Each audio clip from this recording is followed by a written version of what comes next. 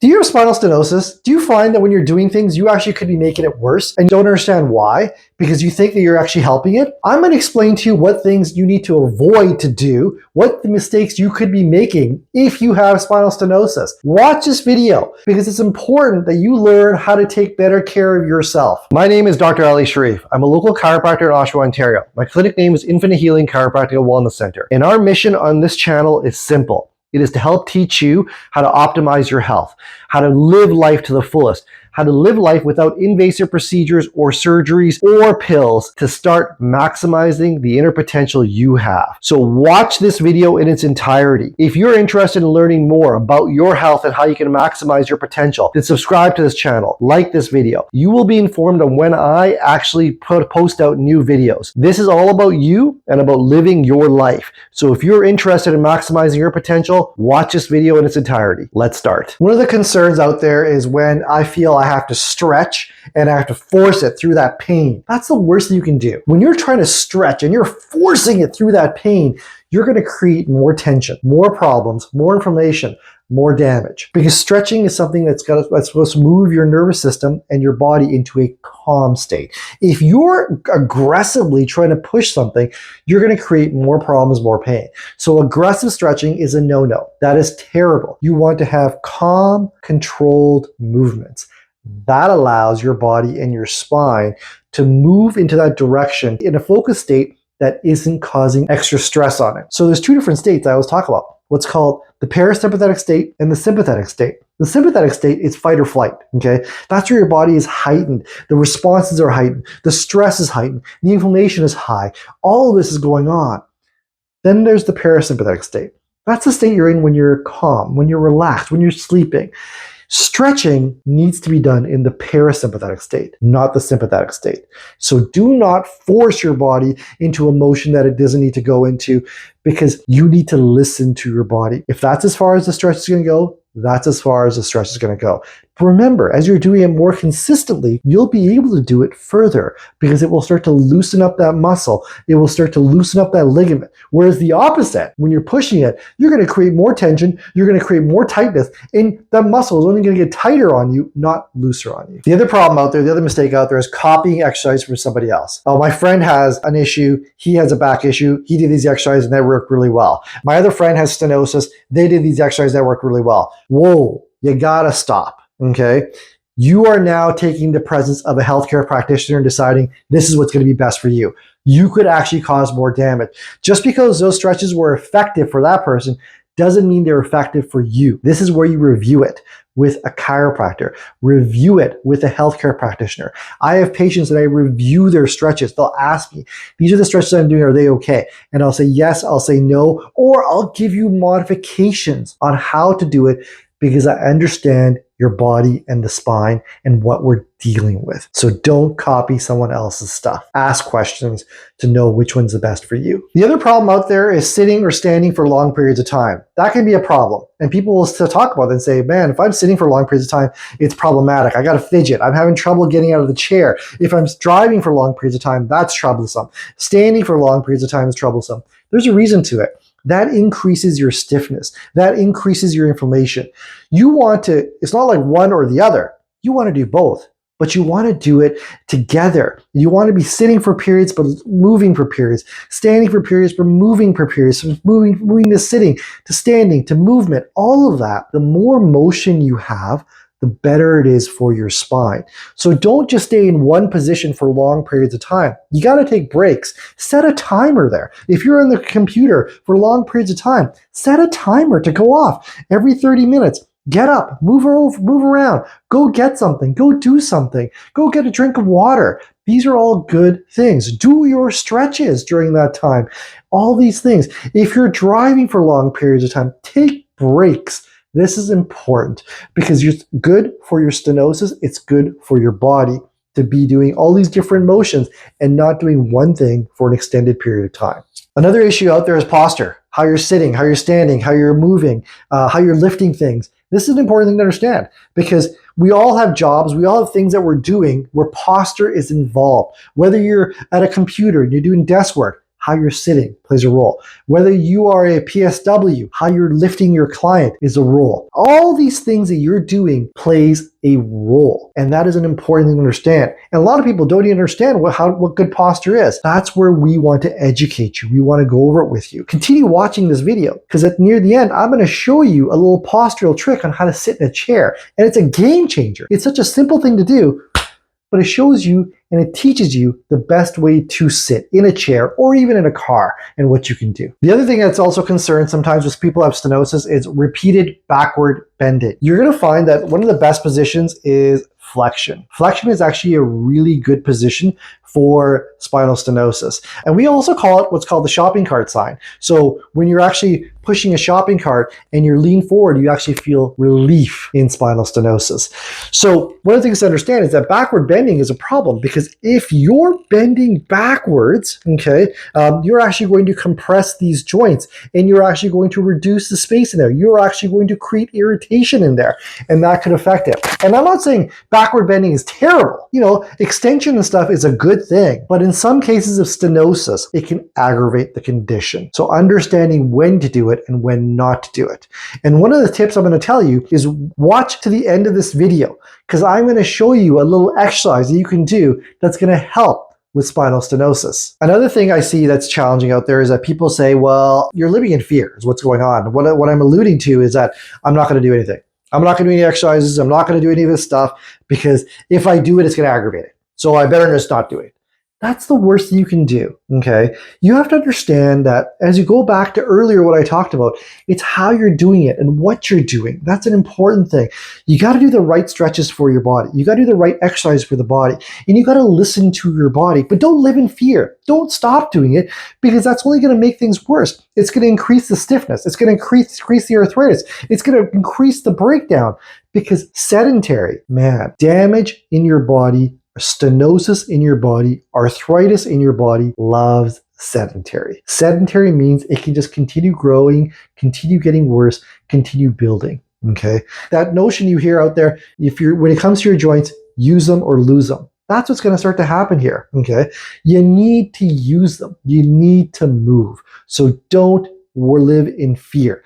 And it's important to understand this and stuff. And maybe you need to go over your stretches with a healthcare practitioner and review them with them to know which ones are the best ones for you. So one of the issues I see out there with people that have desk work, computer work, gamers, people that are sitting in front of a computer for long periods of time is their sitting posture. And a lot of us don't even know how to sit properly. We don't even realize that we're sitting and slouching. And when you start to slouch, what happens is you start to round that back. You start to bring that head forward. This puts a lot more stress on the neck, on the shoulders, also on the back as it starts to round, and the lower back. It puts more stress on the discs, the spinal nerves, and it can irritate them. And sitting in this position for long periods of time can have a great impact on your spine, breaking it down. So one of the things people always do is they sit in a chair, and I'll show you how normally people do sit. So let's demonstrate how people normally sit in a chair. They usually come to the chair, they come and they sit down, and then they'll scooch back a little bit to get themselves nice and tight. That is not the way to sit in a chair. What you should actually do is you're going to get to the chair. You're going to grab the handles. So you want to have handles on your chair, and you want to raise the buttocks and you want to have it against the chair and then slide it down the chair. And if you slide down the chair, you're in nice and tight. There is no gap in there because the other way of sitting and coming close to the chair, coming to the back of the chair, you're going to pick up a lot of pant slack. This way you won't. You will have your back right against the chair and you will naturally be sitting straight. And this is where now you adjust your screen. You adjust everything around you for this posture. So now you know how to sit. And if you find yourself slouching, you just change this position easily by getting up and going back into the sitting position and stuff the way you need to. Grab those handles and you just slide the back down the chair. Now, in your car, you can do the same thing too. You get in the sitting position, and then the trick here is that you adjust the mirrors, the rear view mirror, the side view mirror, everything so you can see properly out of it. And now, If you can't see out of the mirror, you know it's your posture. That's a trick for telling you have to adjust your posture.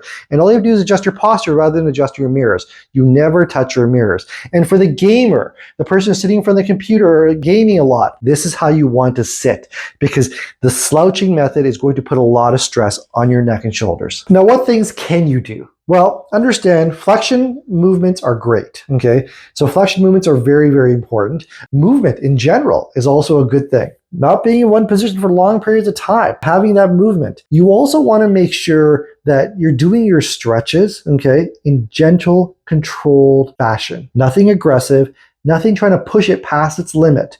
Listen to your body and understand. And always review things with a healthcare practitioner, because that's important stuff. And know and understand your healthcare practitioner has an understanding of what you're dealing with too. That's an important thing. And chiropractic is essential. That's why if you're seeing a chiropractor, you can review all of this with your chiropractor, because we're experts on the nervous system. And this is what we do. I'm going to explain it to you right now. The next thing is chiropractic care. Chiropractic care is essential and stuff. And I find anybody who has stenosis should be seeing a chiropractor. And the reason why is because we're working with your spinal joints, your motion, your nerves, your nervous system. And what is stenosis? It's an impact on your nervous system. Your nerves are getting affected. Your spinal cord is getting affected because the narrowing in the spinal cord, the narrowing in the foramen where the nerve is coming out of is decreasing. It's getting smaller. So there's impact in there. So you want to have motion. And remember when I talked about earlier, I said movement is the most important thing for the spine and for the body, especially for stenosis. Well, what are we doing as chiropractors? When we're adjusting joints, we're moving them. So chiropractic care is not harmful. Chiropractic care is extremely beneficial for somebody who's got stenosis, and it's needed. It is important. And so what happens though is that your joints have so much motion, they get fixated, they get misaligned, and scar tissue forms in there. And that inhibits that spine and your body from moving, and you're losing that motion. And that's what you don't want to do, because you want to have that mobility. And that scar tissue then leads to inflammation. That inflammation then leads to irritation on the spinal cord, on the nerves. And that starts to impact your body, the way your body functions. And then you start feeling stiff, you start feeling sore, you start feeling other problems starting to occur in your body. And this just compounds, and you get this snowball effect. Rather, by seeing a chiropractor and us looking and finding those misaligned areas and putting it back into alignment, we start to restore proper motion in that spine, and suddenly taking that pressure off the nerve, breaking apart that scar tissue, reducing the inflammation. These are all positive factors that help you manage your stenosis better. Okay, and then I'm going to show you some stretches too on how you can also manage your stenosis too. So keep watching as I show you some stretches now too. Now, one thing I'm going to say too is that before you do any type of stretches, before you start to participate in stretches, you should always consult your healthcare practitioner. You should always go over things with a healthcare practitioner and review this. This is not medical advice, but this is education on how you can improve your health. The figure 4 hip stretch. You can do this seated or lying. We're going to show it to you in a seated position because I prefer getting patients to do it in a seated position. This stretch focuses on the muscles around the hips and the pelvis, which help to play a major role in how stress is transferred from the lower back and the spine. So to begin, you first choose a position that feels comfortable. And as I said, you can do it seated or lying. I prefer the seated position. Gently place one ankle over the opposite knee, forming a figure 4 shape. Make sure you're not forcing the position. The knee should fall naturally, okay? At this point, I don't want you pushing down on the knee. From here, stay upright if seated, okay? Or relaxed if lying down. You should feel a gentle stretch through the hip and the outer glute area, not in the back of the leg, okay? Then, okay, as you want to increase the tension, and this is to your comfort zone, you can lean forward from the hips, okay? And you feel a little more of a stretch.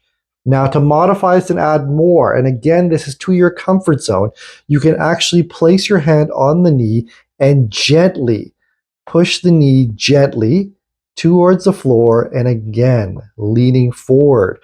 But again, you feel that tension, you feel that stretch. You don't want to go beyond that. You don't want to cause any increased pain in the hip, glute, or down the leg. You shouldn't feel any of this stuff. This stretch helps to reduce the tension around the pelvis, helps to improve hip mobility, decrease the stress through the spine. Okay, so you want gentle, sustained stretching, nothing too aggressive. You want to hold this stretch for about 20 to 30 seconds while breathing normally. If you feel any increased symptoms, leg pain, back pressure, discomfort, you want to ease the position, come back a little bit. You should feel relief and controlled motion in this. Now, the next stretch we're going to talk about is the cat-cow. This is a great stretch. And so with this one, this is so good because it helps to encourage smooth, controlled movements of the spinal joints. It really helps to improve the circulation around your spine, and it can help the nervous system shift out of a guarded mode. So I find it very good because it also gets you into a calming and breathing state. So basically the premise is you want to be on all fours. Now, if you have issues with regards to your knee being on the floor, then you can use a pillow underneath your knees, and you can place that there to help support your knees. Okay, that's one option. Otherwise, if you don't need the pillow, that's okay. And you want to be on all fours with your hands underneath your shoulders and your knees underneath your hips. So you're in this position. Now, basically the most important thing is knowing when to breathe in and breathe out. So when you exhale, that's when you gently round your spine towards your ceiling. Tuck your chin in and your tailbone, as this is your cat position. Then when you inhale, you allow your spine to gently arch, lifting your chest and your tailbone slightly. And this is your cow position. And you move slowly between the two positions for 10 to 15 rounds. So the next position is child's pose. This position is great because it naturally rounds the lower spine slightly and can put a soothing stretch for the muscles along your back. If kneeling bothers your knees, then you can place a folded towel or a pillow beneath your knees for support. Now, with this stretch, basically what you're doing here is you're starting on all fours on a comfortable position and on the surface. You're going to slowly sit your hips back towards your heels. And then you're going to let your forehead rest on the floor. And you can put your forehead on a pillow or a block if you want to a yoga block. And you're going to reach your arms forward and let them rest by your sides, whichever feels better, okay? Either by your sides or forward. And you're going to hold that for 30 to 60 seconds. And then you're going to repeat that 2 or 3 times. This is a really good stretch. Really helps to stretch out that back. And anybody who's suffering from stenosis does find a great deal of relief through this. So hopefully this video gave you some understanding of what not to do, but what you can do and how to do it and what you should be doing. Because there are changes you can make in your life now to start living a more positive life. And that's what I want to see from you. I want to see these improvements. And if you want to continue to see these improvements, watch my videos, subscribe to my channel, and you're going to learn more. You're going to be notified when I have a new video out there. My name is Dr. Ali Shariff. I'm a local chiropractor in Oshawa, Ontario. My clinic name is Infinite Healing Chiropractic and Wellness Center. Thank you for watching. Looking forward to seeing you again.